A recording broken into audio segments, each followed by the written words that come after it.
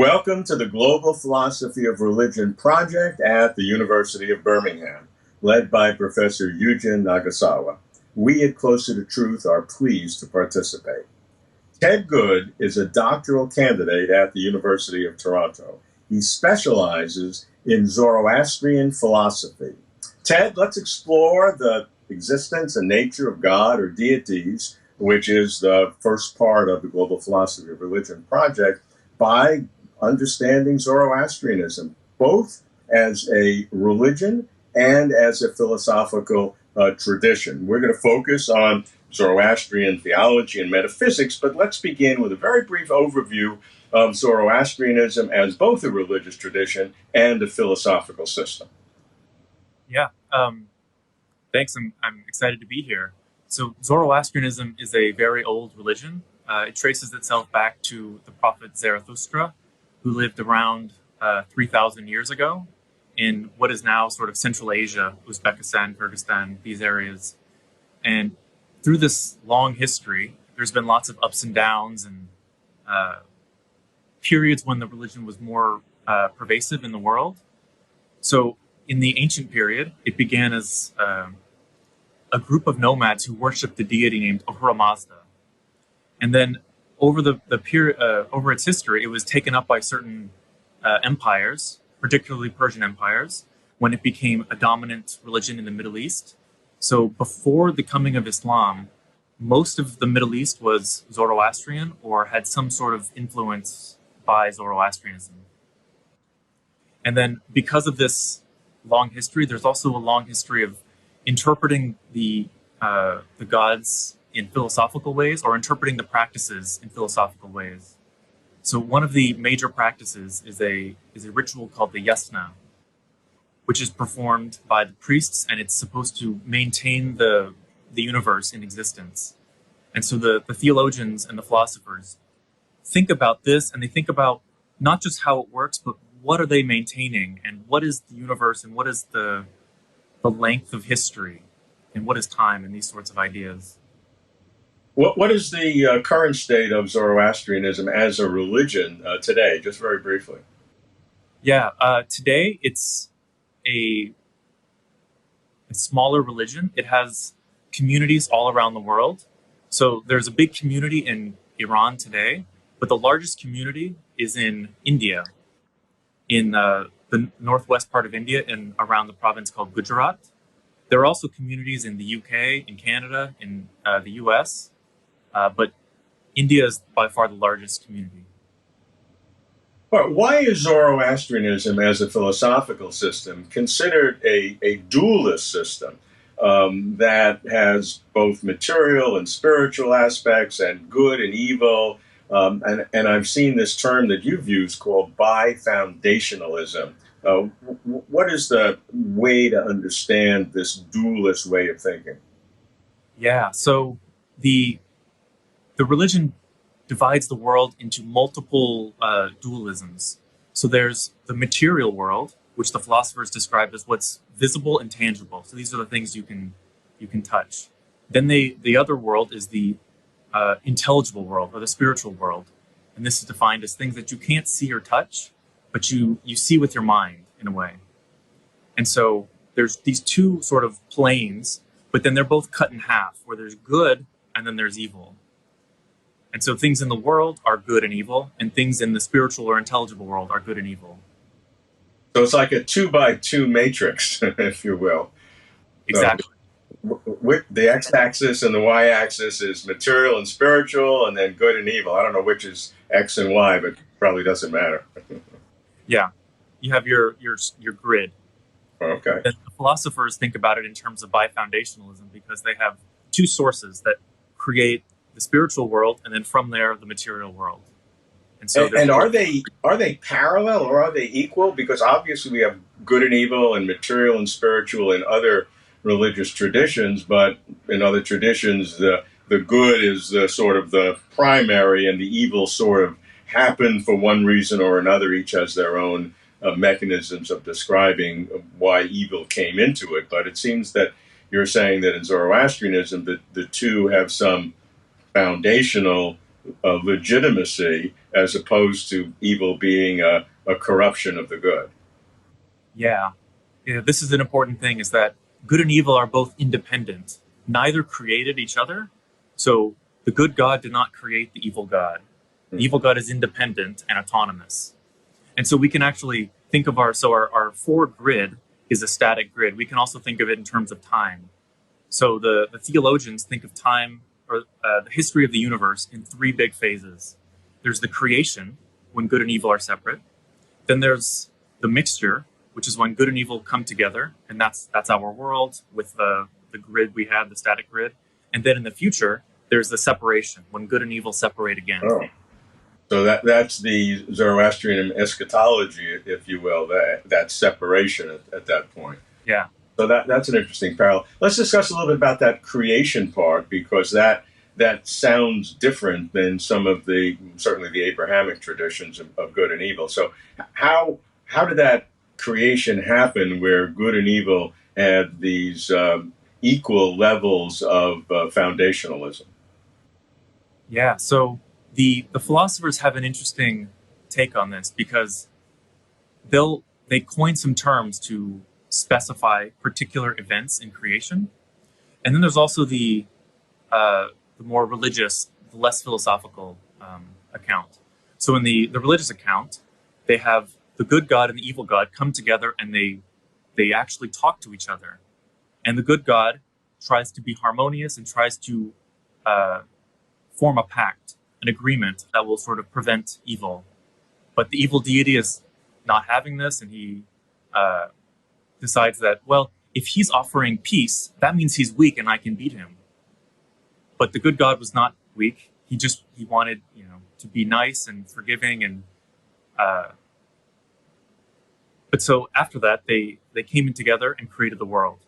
The philosophers think about it a little differently. They don't think about it in terms of sort of a narrative where characters come together. They have the original foundation of the source of good, and then evil comes in from the outside, from sort of a mysterious other place. And the mixture of them is what creates the multiple levels of God. So the first thing that God does is sort of realize himself. And so as of that, he knows, well, this is me, and that is evil. And from that, he forms a plan of how to get rid of evil, and then creates the spiritual world, and from that creates the material world, and through those expels evil from his area. So help me to understand, at its origin, these two parallel spiritual hierarchies, if you will, the good deity and the evil deity, because someplace I read that there is this heptad, if I got that right, 7 persons in the good, and the evil has a parallel. So help me understand the internal structure, if you will, of the good deity and the evil deity. So similar to the way Christianity is a trinity, in Zoroastrianism there's a heptad, which is from 7. And so Ahura Mazda is the sort of the apex of this. And then there's various persons. So the first one is good thought. Then there's truth. Then there's sovereignty, or like God's power. Then there's right-mindedness, so the ability to think clearly. Then there's immortality, and there's wholeness. And so these are the 7 attributes or persons, and they're all the way back. Like these persons appear in the earliest scriptures, and they appear in the most recent scriptures. So this is something that binds the whole tradition together. So that's really fascinating. The names of these other gods in the heptad, we might say, sound like abstract objects. They sound like properties rather than persons. But you use the term actually interchangeably. At one point you said an attribute, one time you said they're persons. So how do we understand that? Because we have the main God, you said, and then these other, they sound like attributes of the God, but you're saying, no, they're more than attributes. They're actually, they have personhood? Yeah, it's a very strange sort of idea. So in the earliest scriptures, in the Avestan language, they're usually described in a grammatical case called an instrumental. So it'll say, Ahura Mazda spoke to Zarathustra with good thought, or by means of good thought, or he created through Asha, which is truth, or he did this through his sovereignty. And so in the old text, there's sort of these instruments of activity of the deity. But then in the later texts, where there's a biography of the prophet, we see that the prophet Zarathustra meets good thought first as an embodied person. And good thought leads him to the other seven. And that's where he receives his revelation. I'm not sure this analogy will make sense, but it sounds a little bit like the characterization of the Holy Spirit in Christianity, which is a member of the Trinity, but yet has aspects of an attribute as well as potentially a person. Yeah, it's very similar to that, because the deity Ahura Mazda also has what may be traditional attributes like omniscience and omnipotence, and these are considered separate or the source of these persons. Let's talk about this bifoundationalism in terms of the good and the evil being both having the same level of foundational reality. And I think you've talked about that the problem of evil, which bedevils, pardon the pun, other religions, mainly Abrahamic religions, the problem of evil is a thorn in the side of many religious traditions. But you would argue that the problem of evil actually supports the Zoroastrianism concept of these two equal divine beings. Yeah, it's a very strange experience when you read. There's one philosopher named Mardan Farouk who writes a very long polemic against monotheism. And if you didn't know who wrote it, you would think this was an atheist, because he'll bring up things like, well, if God is omnipotent and omniscient, why is there evil in the world? Is it because God is not good? Then you shouldn't worship God if he's not good. And so there's just these iterative arguments that kind of put all of the attributes in opposition to each other and contrast it with evil in the world, which the Zoroastrians do not deny. They don't want to explain away the evil. They accept that it is in the world and we need to do something about it. And so they'll raise these, problem of evil arguments in order to say, isn't it simpler to think that there's a good God who produces the good things, creates, the daylight, and then there's an evil God, which explains all the evil in the world, and they're separate. And so the problem of evil is proof that a faulty conception of the divine will not work. And so if you think about it clearly, then you come to the conclusion that there are two deities. That's a very interesting approach. It's a theodicy that, to my knowledge, has not been used in Christian philosophy. But there is a kind of an internal coherence there in terms of where the problem of evil will lead if you think it sort of ab initio, tabula rasa, just give me those facts and see where it leads. So I think that's one of the benefits of a global philosophy of religion project, to look at other traditions that have wrestled with some of these philosophical conundra and see where they go. And Zoroastrianism has clearly taken it in a direction that others have not. But I think there's at least some logical validity to it. Yeah, and there is a problem of evil for the Zoroastrians. It's just a different one. So in the creation story, good and evil come together. And so critics will ask the Zoroastrians, if God knew that evil was coming, why didn't God prevent evil from ever coming into the sphere of good? And so they raise similar arguments like, was he not able? Is he not good? Did he not want to? And so it's more of, how did good and evil become mixed? Is there the Odyssey problem. Okay, well, that makes sense as well. Now, in Zoroastrianism, as you've said, there's the primary being, supreme being, uncreated and benevolent Ahura Mazda. And so, what are the characteristics of Ahura Mazda, the number one deity, and the other deities? Are there some attributes that are attributed to the primary one that are not attributed to the other ones? Yeah, it's one of the most interesting descriptions they have is about how the first attribute that comes into existence, or the first person, is good thought.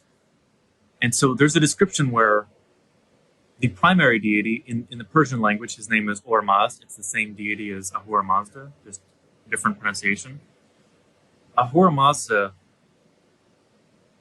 partitions out from himself a small amount of knowledge, and that becomes good thought.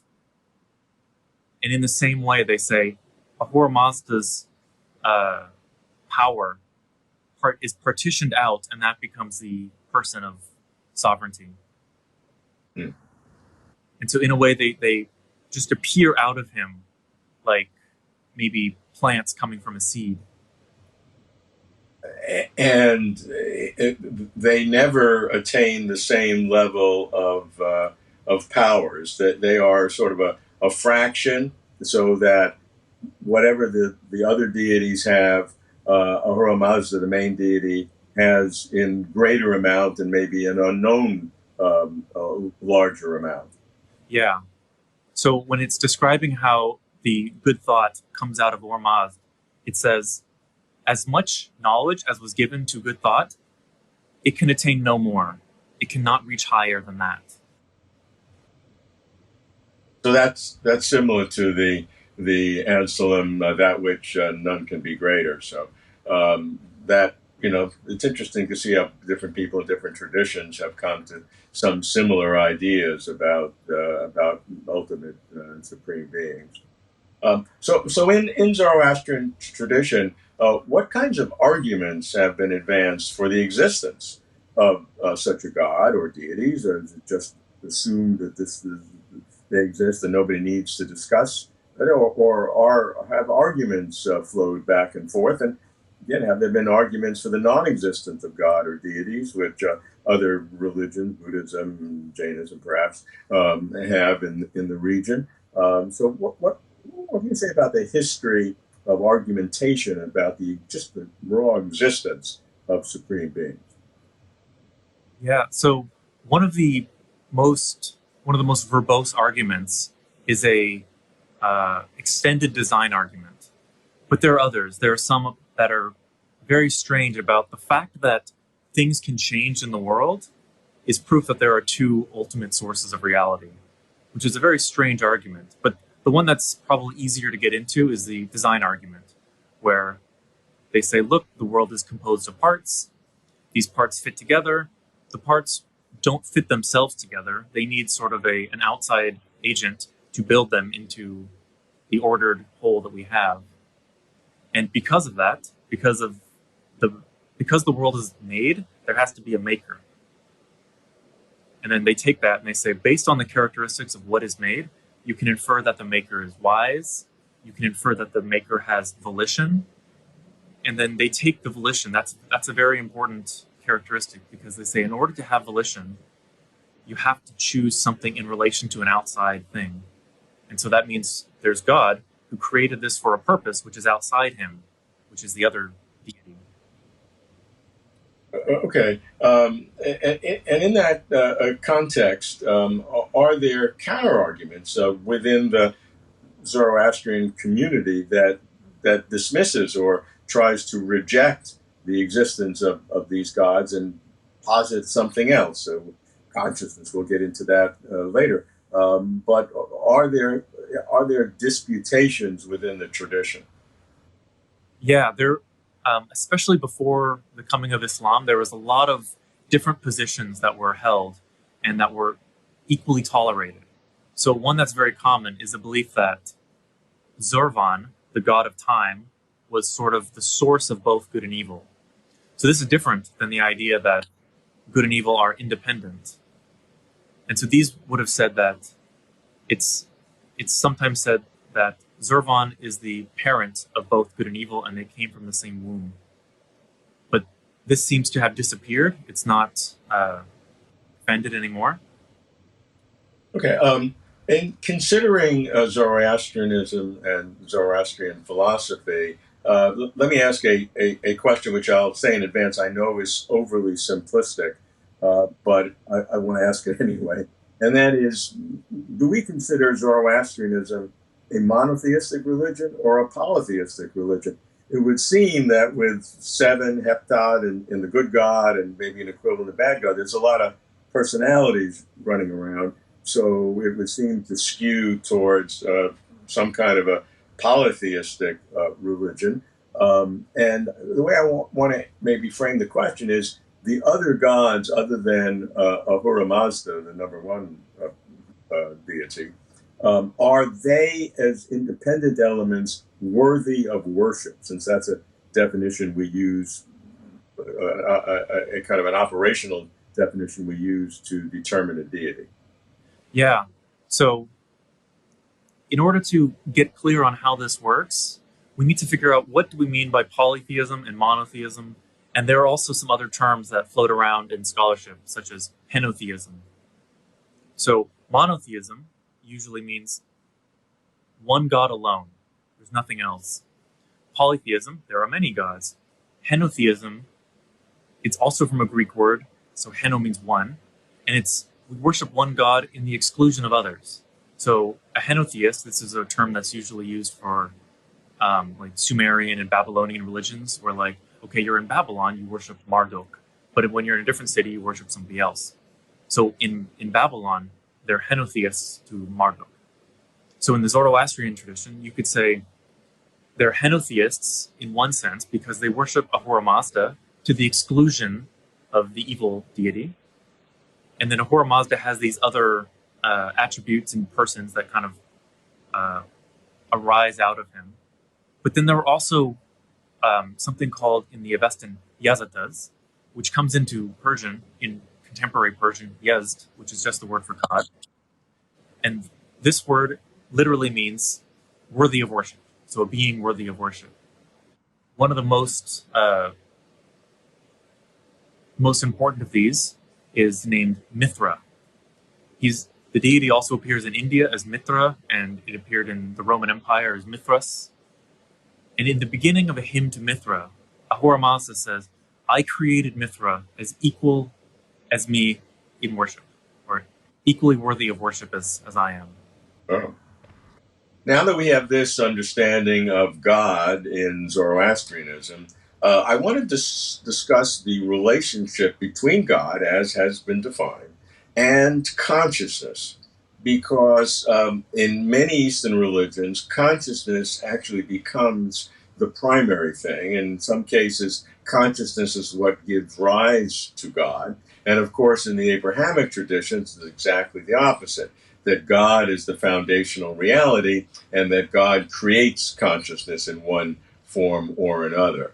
So in Zoroastrianism, what is the relationship between God, as defined, and consciousness? This is where we get into some very interesting things.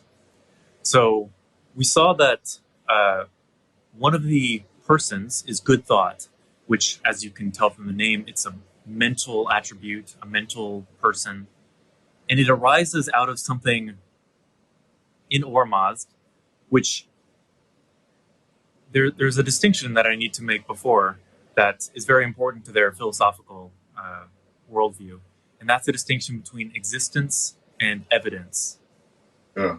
And so existence is built off of the present tense. And so it means anything that's presently existing and immediately obvious. And evidence is something that you see that indicates something happened before it. And so like if you come into a room and like a desk is moved, the desk is presently in a different place, but you can, in your mind, know that it happened because there was an action earlier. And so when evidence exists, you get a temporal distinction. And so before Good Mind appeared, Ormazd was simultaneously existent and evident to himself. So it was a present state that pointed back to itself. It was sort of an infinitely small loop of time. And from out of that sort of self-awareness, self-reflection, comes the first action, which creates a mind. And what's interesting is that it's also phrased in terms of Ahura Mazda is the ability to know anything, which means that anytime a person actively knows something, so when you look at something and think, oh, I'm seeing this table, you're actually putting into use this divine attribute in your life.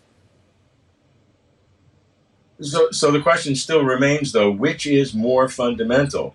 The existence, even if existence and evidence is resonant, contemporaneously, and consciousness is the God sort of a derived, even though they both have existed forever, from consciousness as more fundamental. It sounds like you could interpret it that way. Yeah, it's like when existence and evidence are simultaneous, you have perfect simultaneous cognition. Everything is perfectly clear.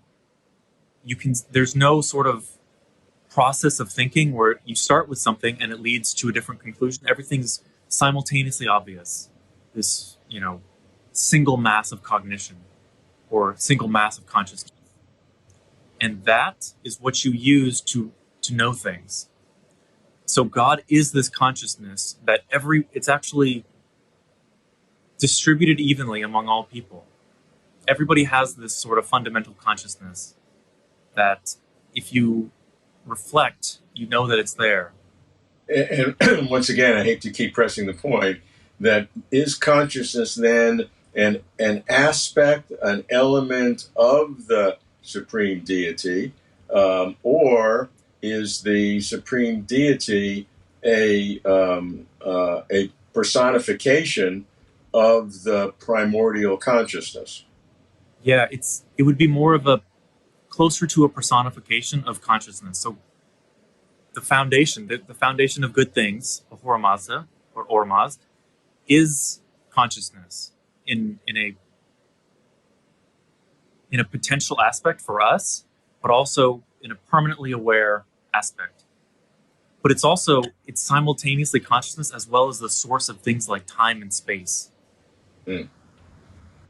And to take it further, our consciousness is a small derivative of that. Yeah. So how they do it in gradations, where we can start with us. We are able to know by using something that is our ability to know. So we have this thing, like we have our brain, which has been identified with the ability to know. And so I'm a person and I use this tool to know things. Whereas my brain itself is identified, it becomes the same thing as this thing to know. But because it has been identified, it's not a necessary thing. It was created. So it was created as having this ability to know. Whereas Ahura Mazda just is this. There's no identification, or there's no having been identified. There's just always having been identified with the ability to know. So in the religious tradition, how can individuals know and have a sense of God or the deity group in general? And in specific, in the tradition, what do religious or mystical experiences tell us, and how important are they in accessing this true reality? In certain traditions, mystical experiences are the primary way, or the best way, or the ideal way that only a few people can do. So the philosophers don't talk much about mystical experiences, but they do seem to imply that there is sort of maybe a mystical halo around all of your normal experiences. So the distinction between existence and evidence happens in everything you do. And when you realize that it's there and you kind of think about it and what it means, they say it points to God. And so, yeah. So, I mean, that's interesting in the sense that other traditions that have originated in the same geographical area, the Middle East, the Indian subcontinent, put mystical and religious experiences really at the very pinnacle, and get only achieved by the certain few, and others can sort of apprehend through these others. But as you're presenting it, it sounds like Zoroastrianism is more a kind of a rational approach, even if you think that the whole thing is irrational, a separate point. But it deals with it that you can access this through rational thought. Yeah, they're very conscious of the fact that they want to take what's obvious and go from there. Hmm. So this is why they begin with the obvious fact that the world has both good and evil. So they don't want to explain away evil. They say it's there, it's obvious. We know things. This is obvious. We learn things. Things change. Time happens. These things are obvious. How do these things come into being? And they sort of infer backwards to what are the conditions that allow this to happen. I like that approach. You're probably not going to convert me, but I do I do like the way of thinking. In Zoroastrianism, do they ever address the issue of other religions? And do they say that all religions worship the same God? And they say, our guy, Ahura Mazda, is really the real name, but other religious groups may call it by different names, but it's really the same God. Is this even an issue in the tradition? Yeah, the philosophers have the idea that anything somebody says truly, anything somebody says correctly, is a reflection of Ahura Mazda. So they say that even the person who is consumed by evil has a spark of good in them. No matter what they do, no matter what religion they believe, they have a little bit of the good source as well as the bad source. So the world is a spectrum. It has a little bit of everything. And so they'll talk, when they sort of argue against other religions, there's one interesting argument they make where they say, so Ahura Mazda, when he created the world, he had a plan and he sticks to it. So he will not change his plan. And that's, we can rely on him. He's omniscient, so he knew that this was going to work. Whereas in your religion, you pray to God, and sometimes he changes, sometimes he intervenes. This means that God changes, and you can't rely on this because you don't know who's praying and why it's going to change. And so if this is God, you're not worshiping Ahura Mazda, you're worshiping the bad God, the unreliable God, the God that will change and kind of keep you waiting on him instead of allowing you to flourish.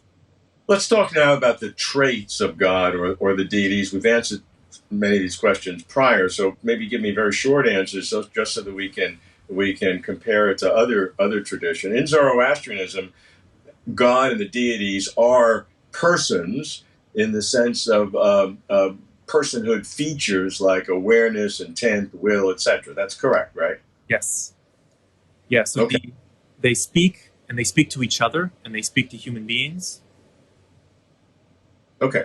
Now, what specific traits or attributes do these gods have? I'd like to do the analysis relative to the traditional Abrahamic, or the classical Abrahamic God, the so-called perfect being theology, where we have traits and attributes of omnipotence, omniscience, omnipresence, omnibenevolence, all free, etc.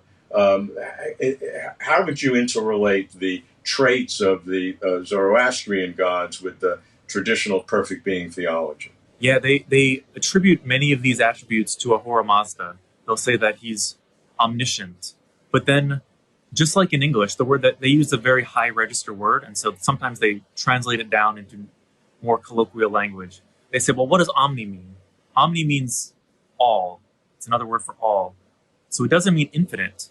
It means all that, every individual truth or any individual power that there is, he has that. I think I read somewhere that Ahura Mazda, the number one supreme being, is omniscience, all knowing, but not omnipotent, all powerful. First, is that correct? Yeah, the way they do this is they introduce the the field of possibility. And they say that take all the possibilities that there are in the world, that whole field, if you take it as a group, that is identical with Ahura Mazda's power. Okay, so let's parse that a little bit more. So Ahura Mazda can know everything, but is limited by so-called possibilities? Yeah, so they divide actions into two broad camps: the possible actions and the impossible actions. Oh, okay. And a good way to think about this is humanity, because we're sort of in the middle. We have a little bit of both. So, like, it's possible that I can play the piano. I can't, but it's part of human nature that I could learn to play the piano. Whereas, so that would be on the side of the possible. On the side of the impossible would be me learning to breathe underwater. I don't have the abilities to breathe underwater. And so humanity is a good example because it's in the middle. Whereas natural things like fire, both of those categories collapse. Fire can't learn to do anything different. It just does one thing and that's it. And then Ahura Mazda is on the other side, where his ability and his capacity are identical. So everything that he could possibly learn to do, he already knows how to do and can do it. So let's compare this to the Abrahamic God, who is omniscient, so that's the same, but is also omnipotent, all-powerful, limited only in the philosophical analysis by logical contradictions. So in that sense, God cannot make 2 + 2 = 8, although there are some philosophers, some religions who think maybe God can, but we'll ignore that for the moment. So the difference is something is logically a contradiction that is not possible to do. But I think that's using possible in a different sense than you're doing for Zoroastrian philosophy. Yes, it's similar. Things that he cannot do, things that are impossible for God to do, are also contradictions. So I want to be very clear on this. Is impossibility being defined as logical contradictions, or is impossibility being defined as that Ahura Mazda cannot create more gods, or some other thing that's not a logical contradiction but is beyond his power, or is the power limited only by logical contradictions? Yes, I think it's limited by logical contradictions. Okay, so in that sense, it would be similar to the Abrahamic God analysis in terms of the nature of omnipotence. Yeah. Okay, let's talk about the actions of the Zoroastrian God and deities. So describe to me briefly again, for clarity, how the world was created by God, and then more importantly, how does God need to sustain the world? Because in much of the Abrahamic traditions, God is more a sustainer than a creator too.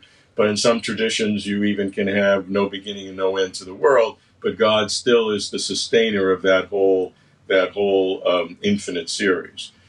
So how important is being a sustainer? It's very important.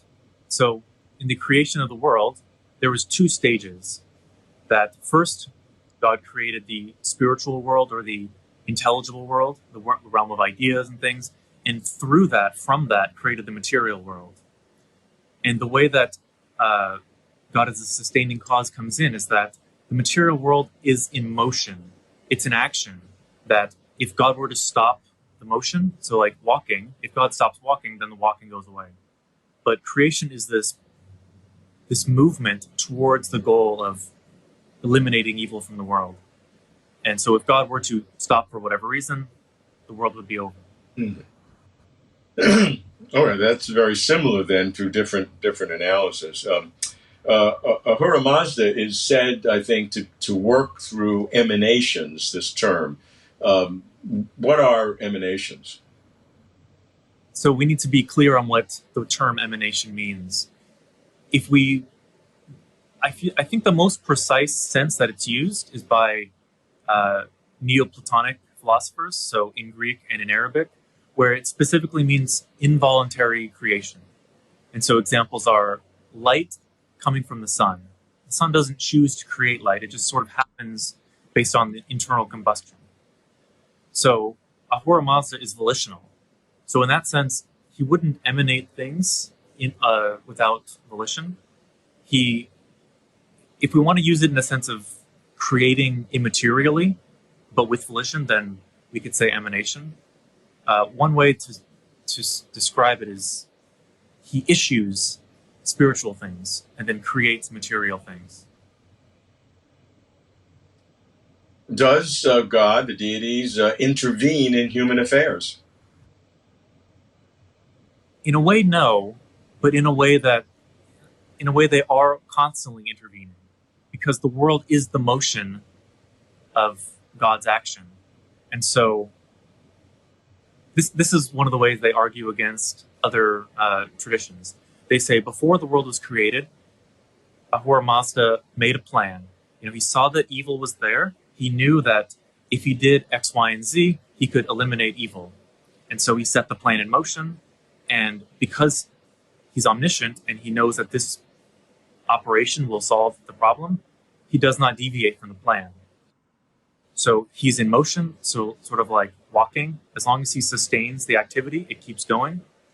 And so the world is an intervention. There's nothing that he could intervene in that's not already his action. So in a sense, that sounds deistic in terms of setting the world in motion, knowing what it would be, and then letting it go on its own. And there's no, what in Christian philosophy is called special divine action. Is that what we're saying? There is no special divine action, miracles, various, answered prayer, whatever. It's not deism. We can think about it in terms of two different ways of thinking of creation. So think about building a box or building a desk.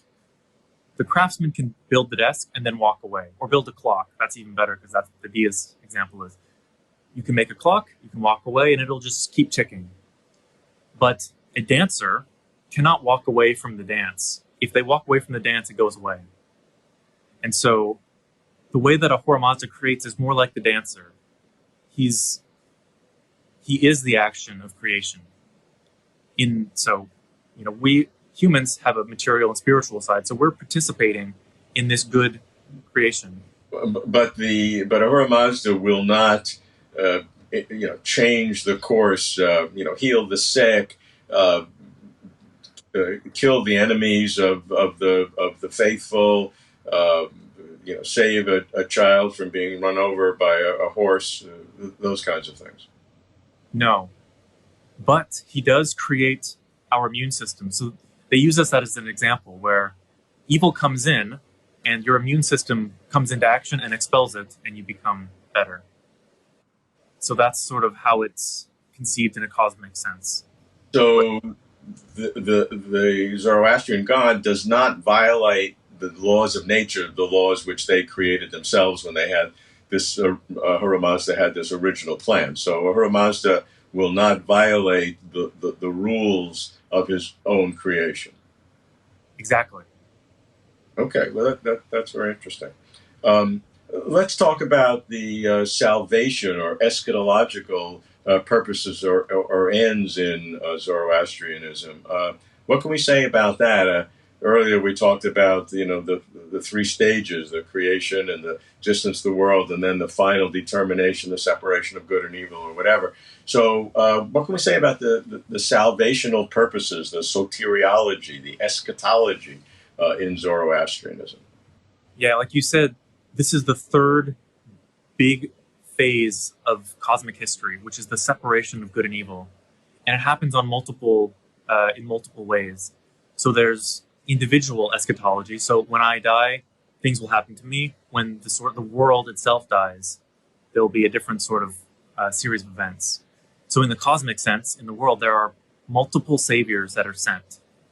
They're sent 1,000 years apart, and they get rid of certain things.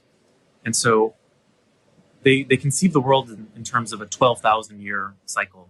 So just before 12,000 years, when the world's about to end, the final savior comes, and he raises the dead. He brings people, he gets rid of all the bad and brings everyone back who had died previously so that they're all physically alive at the last moment when they're separated into the good and the bad. And the deities come into the world and they do something very interesting. They melt down the mountains. All the mountains become liquid, which are conceived of as molten metal. And so when all the people who've ever lived are on the earth, and it says that they're all made to walk through the molten metal. And if you've been good, it says it feels like warm milk.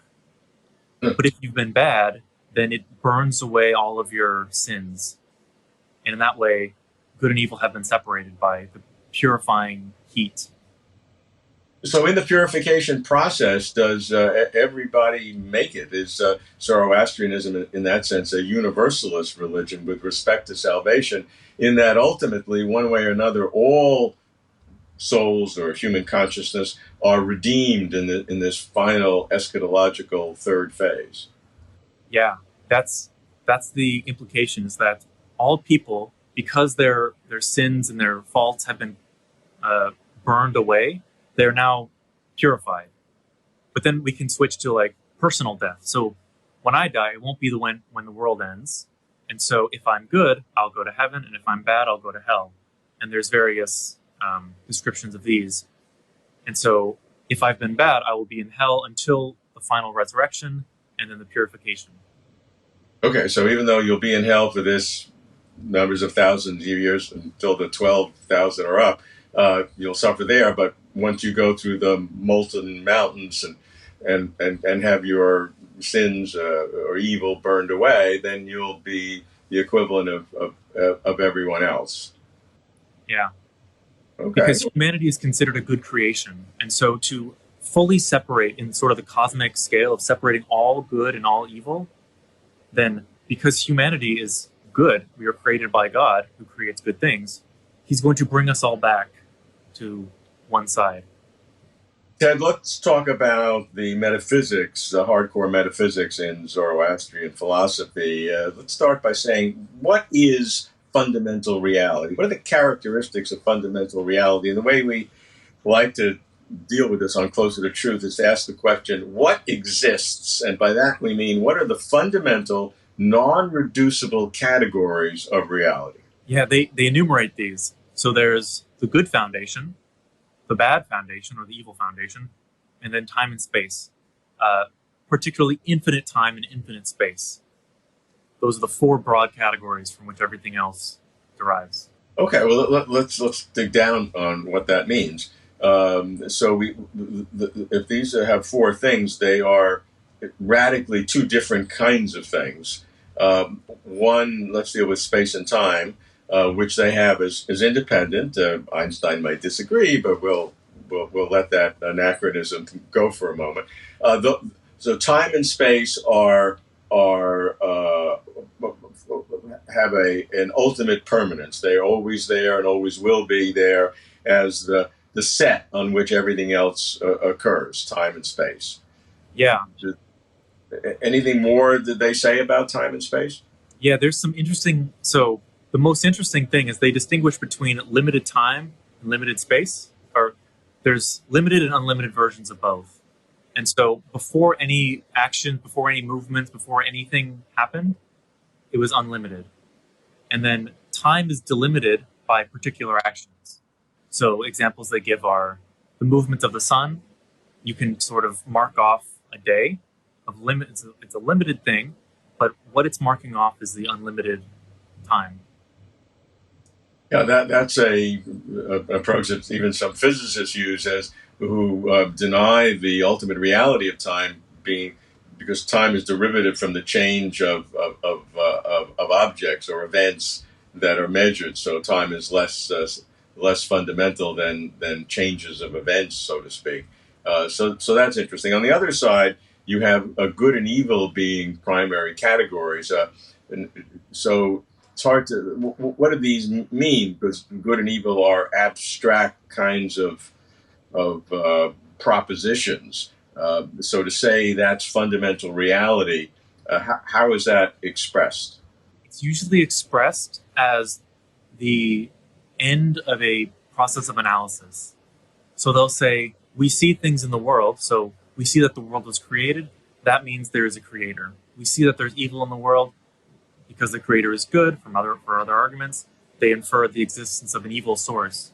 Because the world exists in time and space, they infer that there must be, or because the world exists in limited time and space, there must be unlimited time and space before the world was like demarcated into our little grid from the beginning. How does this affect causation?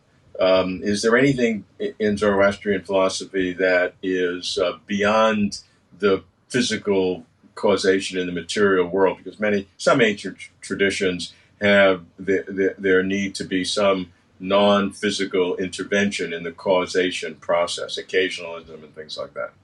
Yeah, there's one of the most mysterious lines is the definition of the good foundation, which says the good foundation is non-causal, but it is the source of causality. That's the definition of the ultimate foundation. And then it explains it a little bit in the next paragraph when it's something else. It says causes can only be individuated items. The foundation is not individuated until it comes into contact with the other foundation. So when the two come together, it says that you can, because there's good and evil and they're different, you can see that there's sort of a line separating them, like a boundary. And because they become individuated in this respect, they can cause things in the world. And so causation in the world is not primary. It derives from something else. Causation is contingent. So when we think of causation, we think of, billiard balls hitting against each other, rain falling, waves, all different kinds of physical interactions. And you're defining this because good and evil are these two primary foundational structures on which everything occurs. You're saying the interaction between the two will lead to some of these more trivial or commonplace causation activities within the physical world? Yeah. And we can they distinguish sort of a hierarchy of how things happen in the world. First, there's the ability to know, which gives rise to volition, which is a type of cause. And then there's natural causes. And so they each have different characteristics. Volition, the specific characteristic of being able to do different things at different times. So like I can stand up, I can sit down, I can walk, I can talk, I can sing, whatever. So I'm volitional. But natural things like the elements, fire, it burns. It can't choose to do something else. And so they think that it happens in a process of limitation where a volitional entity or a volitional cause has to pick one thing and assign it to a natural thing. And that's how natural causation comes about. It's from God picking and designing a machine. Okay, that's really very very interesting, because what it does is it creates two kinds of causations, one a volitional and one sort of a natural physical. And so if we would go further than that, that would give a robustness to a free will based on volition causation having a totally different ontology than physical causation. Yeah, they entertain a criticism in one of their philosophical works where someone says, how can God have free will? Isn't he governed by necessity? And the response is, necessity comes after volition. Necessity is created by volition. And so that makes volition really foundational in terms of the categories of existence, of what exists. So volition is a very robust idea that's not derived from anything else. In fact, it is part of the process in which other things happen. Exactly. Let's talk a little bit about the relationship between the existences and evidences that we talked earlier. Did I read someplace that there are like 4 existences and 4 evidences, and how does this affect this relationship? Because this relationship between existence and evidence is at least to me, a unique idea within philosophies of religion, and so that gives kind of an interesting insight that Zoroastrianism can bring to other philosophical systems. Yeah. As a result of some analysis, they arrive at four, they say, continuous existences. And we can talk, that's a technical term about time, continuous. And they say that it's one, the creator, based on the fact that the world was created. Two, there is God is knowledge, based on the fact that we have volition. And volition comes from knowledge first. So it's knowledge, then volition, then natural causation. So if we see something that depends on depends on knowledge for its existence, then we know that knowledge exists. So that's a previous existence. And then time and space. We see things in the world that happen in time and space. So we know that the things that happen in the world are evidence that these things were existing before. And so the real interesting thing about existence and evidence is that there's a temporal relationship. Mm-hmm. And the relationship comes into existence, or the distinction between a one time and another time is action. And this relates to the idea of time as well, because time itself does not flow. Actions flow. Mm-hmm. So limited actions or limited sections of time can have a direction, because an action itself has a beginning and a middle and an end. And so when I go for a walk, there's the beginning of the walk, the middle of the walk, and the end of the walk. And so there's, an hour blocked off. But outside of that, there's no walking, there's no action, there's no anything. And so when God created the first thing, that began time.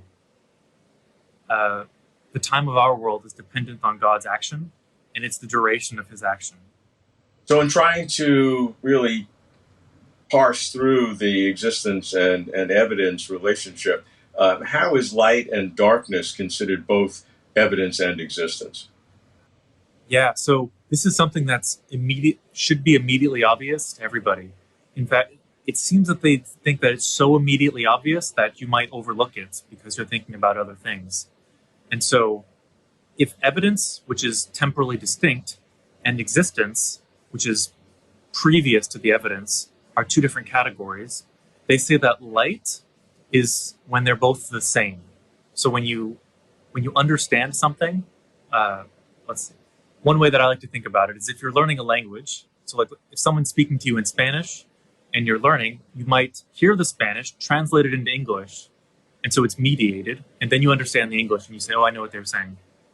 But then what's the relationship between the English and your understanding? This immediate sort of connection where things are just appearing as obvious. That's the light relationship. Mm. But the darkness relationship is when things are not immediately obvious. When there's any sort of... So this is how time comes into existence, is that darkness comes in and creates a separation between existence and evidence, or between you and some fact. Well, what is obvious to me is that I have very much, and all of us at Closer to Truth, appreciated speaking with you, Ted, and learning about Zoroastrianism. We at Closer to Truth focus very much on philosophy of religion and our meaning. 1/3 of what Closer to Truth is. We're consciousness and meaning, and philosophy of religion is very important.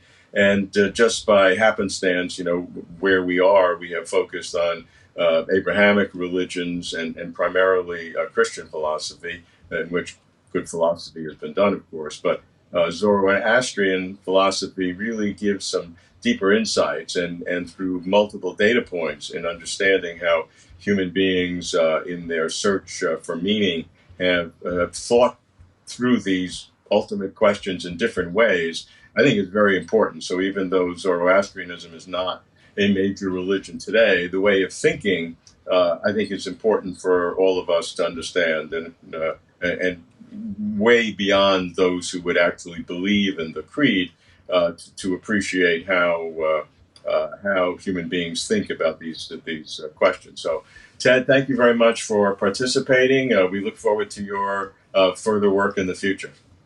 Thank you for having me. This has been very much enjoyable.